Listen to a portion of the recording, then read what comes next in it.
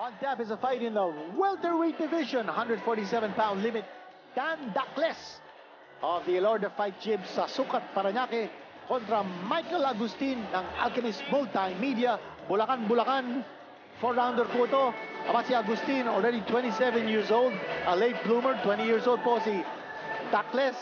Dacles with a height advantage, 3 inches taller than Michael Agustin. Both of them are right-handers. Taga Catbalogan City, Samar, si Dacles. At taga Bulacan naman si Michael Agustin. Let's turn you over now to our ring announcer, Bobby Mondejar. Ladies and gentlemen, introducing the fighter coming out of the dugout. Ladies and gentlemen, Michael Agustin.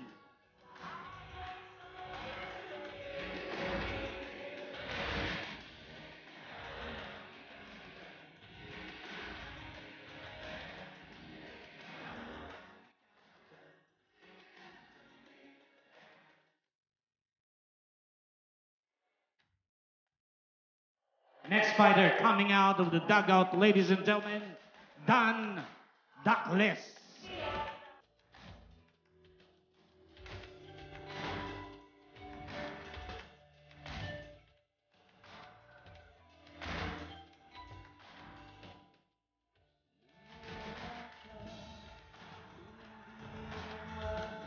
Ladies and gentlemen, introducing, fighting out of the blue corner. He weighed in at 148 pounds. He's wearing blue trunks. He's on his pro debut. Fighting out of Alchemist Multimedia, Bulacan, Bulacan. Ladies and gentlemen, Michael Agustin.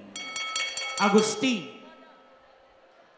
Right across the ring, fighting out of the red corner, wearing red and blue colored trunks.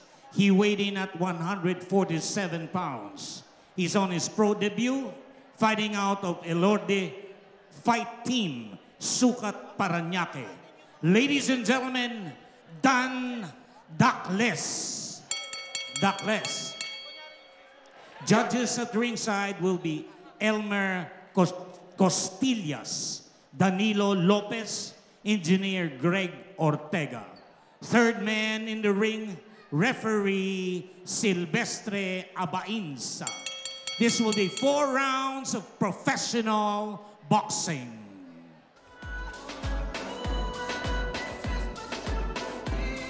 Okay, 4 na round to. Gusto kong maayos, tayo na tama yun, ha? Pag sinabi ko yung break, wala susundok. Maliwanag? Okay. Touch glove, balik sa corner.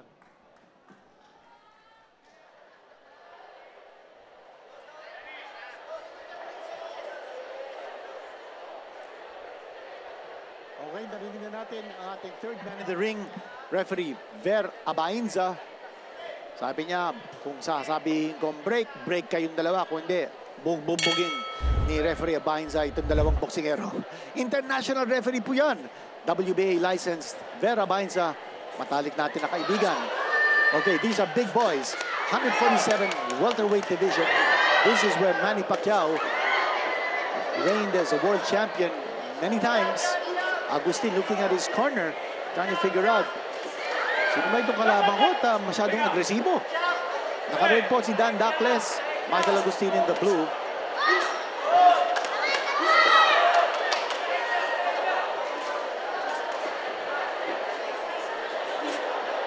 Pantayan po natin itong laban na ito because, you know, when you're dealing with big boys in the 147-pound division, these guys pack a lot of power. One punch can mean the end of the fight. Overhand right, scored there by Dacles. He's throwing big punches. Oh, a little bit below the belt. Might have hit him in the thigh, but referee Ver Abainza calling a knockdown. Knockdown. He's saying that he was hit on the thigh, but he did go down. And here's Dacles now, throwing punches. Agustin trying to come back. A little bit unorthodox ang style ni Agustin, pero may power, may lakas itong dalawa. stand-up style ang ginagamit dito ni Agustin. He's very stiff, but he's throwing punches and he's connecting. And they're throwing with a lot of power. Dan Duckless, he's the boy in red.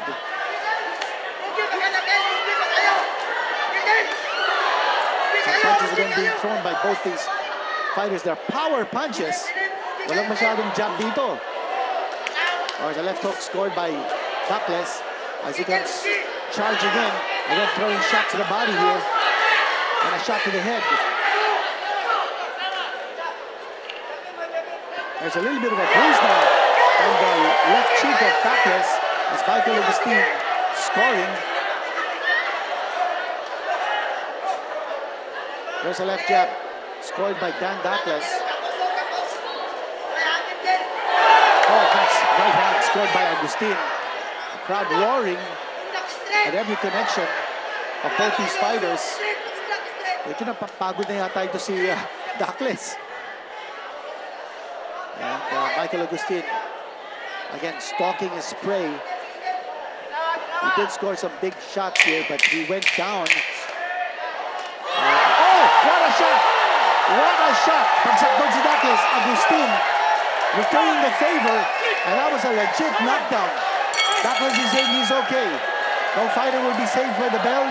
Umabot sa 8 yung bilang, and he will go to the corner. Brix Flores, the cornerman of Dan Duckless, now attending to his fighter. Wow, what an eventful round. Unang-una bumagsak si Agustin, pangalawa bumagsak si Duckless. Anong pipiliin natin as punch of the round? Whoa, that's a right hand coming from Michael Agustin. That was a legit knockdown. Binilangan yun ni Ref Vera Bainza. Watch it again. There's a right hand, sapul na sapul. Baksak dun si Dan Duckless. And, you know, we did warn you, when you're talking of fighters in the 147-pound division, one punch could turn the tide. One punch could make the difference, and that's exactly what happened. Subalit, mga kasangga, in round number 1, naunang bumagsak si Michael Agustin, or rather, naunang nabilangan si Michael Agustin. He said that he was hit with a shot to the thigh, but referee Bainza calling the mandatory 8 count on Agustin, and then Duckless going down. So both these fighters have scored knockdowns in the very first round. Wow! What a contest this is turning out to be. Scheduled for 4. Malalakas sumuntok ito bola. There's a shot coming from Agustin. Another shot by Agustin. And an overhand right by Agustin. We take a look at the muscles of Agustin. Talagang well-defined. Siksik na siksik ito si Michael Agustin. Ganun din. Pwede natin sabihin, yung physique ni Dan Duckless. Agustin coming in. He's throwing hammer shots. Dan Duckless showing some footwork here. Dancing around the ring. Ito, naghahanap ng buwelo si Michael Agustin. And he's throwing his entire body weight behind every shot, every power shot that he throws. Again, no jabbing. There's a jab coming from Duckless. But Michael Agustin, this guy's a killer. He's looking for just one punch to put his prey away. That's Michael Agustin. The man in blue going up against the man in red, Dan Duckless. Ang bibili ng mga suntok ni Agustin. Now some low blows. And Michael Agustin now telling the referee. Sandali, may low blow dun. And now, under boxing rules, you are given as much as 5 minutes to recover from a low blow. Vera Bainza is giving a warning. You watch it here. Ayun, di natin masyado nakita, no? It was covered. Let's watch it from a different angle. Was that on the belt line? Was that below the belt? At sabi ni Agustin, it was below the belt. He covered it, so hindi natin masyado nakita sa ating camera angle. But Agustin is being given a chance to recover by referee Vera Bainza. There was a strict warning given by referee Bainza to Dan Duckless for the low blow. Okay, time in, and the action resumes. Kumakapal po ang tao dito sa Barangay Mauway Executive Sports Complex.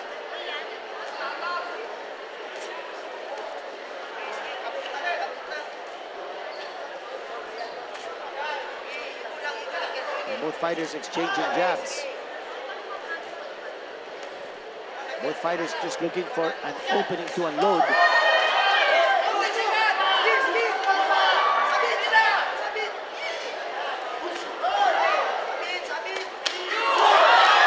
To the body there by Michael Agustin, returning the favor is Douglas.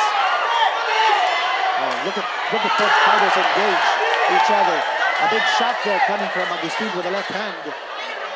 At sabi ni Vera Baenza, no hitting behind the head.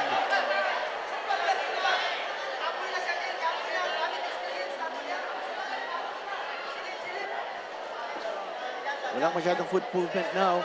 A little bit of foot movement coming from Douglas. But si Michael Agustin is just basically a stand-up fighter, almost like a robot with his punches. Yun, nakatama siya doon ng counter, and then he unloads. A lot of big bombs being thrown.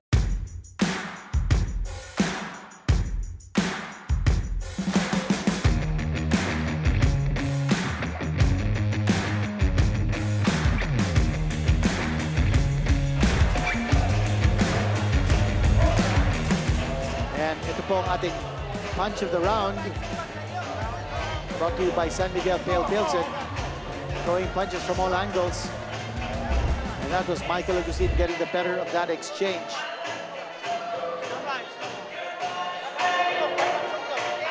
Dan Douglas naman, and some slow-mo replays of what transpired in the previous round. Ito, bigay na bigay si Michael Agustin. Pagtapon niya ng mga suntok, talagang full body weight behind those punches. As you see, Jericho Cruz from San Miguel Beer of the PBA. Aba, nakita din natin si Danrex Tapdasan towards the back. Our good friend, referee, and judge, not working today.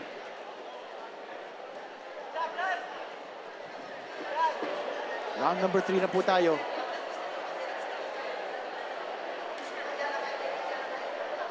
Douglas trying to set up pace here with his left jab.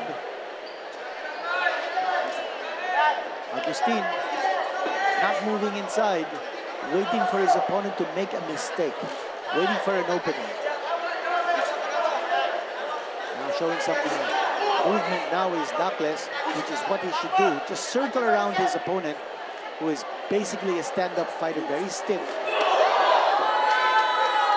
But he's looking to counter. Naghihintay si Michael Agustin, tucking that shot there by Douglas.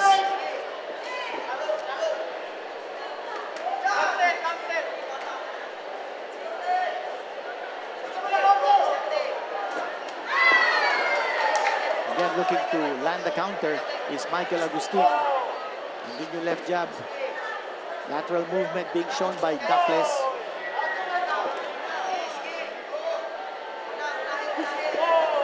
What Agustin is failing to do here is pressure. Hindi niya nape-pressure ang kanyang kalaban.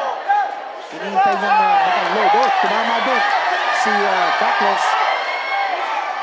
And he's moving in. Nakatama doon si Douglas. Agustin momentarily was pushed towards the corner. Would be signs of slowing down here for Michael Agustin. Hindi na masyadong sumusuntok. And si Douglas is reading this as a sign for him to pick up the pace. Parang nawala yung aggressiveness dito ni Michael Agustin. But this should be a call or a cue para kay Douglas to pick up the pace. Now again, he's using his footwork, moving away from Agustin, throwing that left jab. Douglas scoring with the left. And slow down dito si Michael Agustin. And there's the left jab. Douglas should take advantage of the fact that Agustin is not throwing as many punches as in the previous rounds. That could be an indication na napapagod na si Michael Agustin. Seconds to go before the end of round number 3. And this round is going to go to Dakles. Almost by default. Walang masyadong ginawa dito si Michael Agustin. And what's going to happen next in round number 4? That will be the last round of this contest. Oh, a shot at the bell by Michael Agustin. Now he was held up by the ropes. And will they give him a count? And referee Vera Bainza. And they're saying that. Okay, at the sound of the bell. So no count yun, no? Because he was propped up by the ropes. Ordinarily, if you're propped up by the ropes, after you get hit, it's a knockdown. Even if you don't go down all the way to the canvas. Ito pa punch of the round natin. Ito. Yung atake ni Dakles against Agustin. And that was a shot by Agustin. That was a punch of the round. But towards the end of round number 3, nakatama doon si Michael Agustin. Kumuntik nang nabuwal si Dan Dakles. Pero referee Vera Bainza said that the punch came after the bell. Now, if it did, then that was an illegal blow. And Agustin should be warned. Now, the cornerman of Dakles, Brix Flores, asking the referee if there should be a deduction or some kind of violation or penalty. As you see, our venue and the crowd dito po sa Barangay Mauway Executive Sports Complex.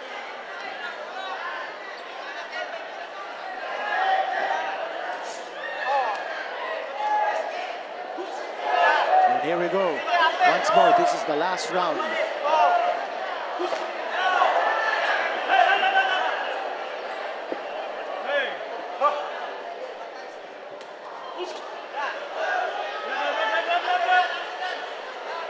And again, referee Vera Bainza telling the two fighters to stop clinching and just fight. Dakles now scoring with a big right hand. But Agustin is always a dangerous fighter because of his raw power. There's loose tape now on the right hand glove of Dakles. They're going to rip that loose tape off. And looks like, okay, time in. Agustin going to the side of the body. This is going to be a close one.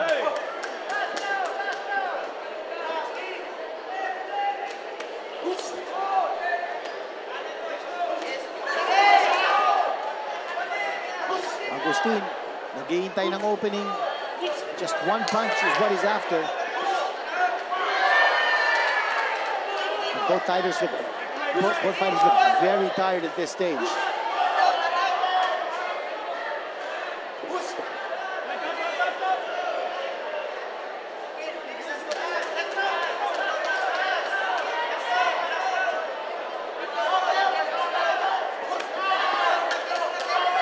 It's going to go down to the last ounce of energy by both these fighters. Dakles and Agustin scoring. Agustin still looking for that big punch to put Dakles away. Remember back at round number 1, both these fighters scored knockdowns. And then at the end of round number 3, what could have been a knockdown, scored by Agustin at the sound of the bell. And now saved by the bell, see Dakles. Just one last push. With about 30 seconds to go in this fight, that fight is looking very, very tired. Agustin is now bringing down both his arms and locking the left arm of Dakles. Both fighters are trying to catch their breath. Both are open mouthed.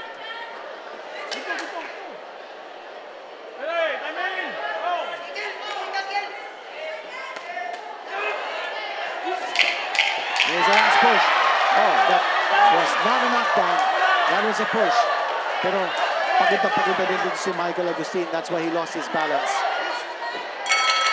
And that's it. That's the end of the fight. Michael Agustin and Dan Douglas going the distance. Both of them exhausted.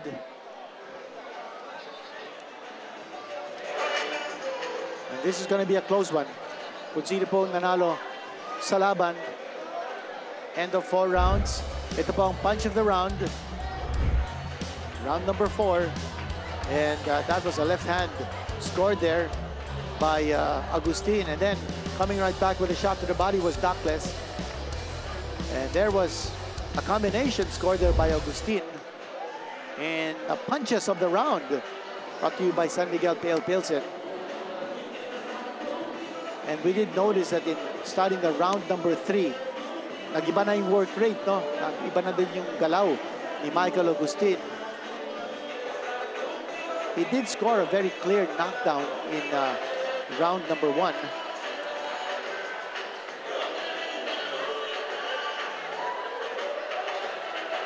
And then towards round number 3, at the end of round number 3, at the sound of the bell, tinamaan ni Agustin si Douglas, kumontik ng nahulog.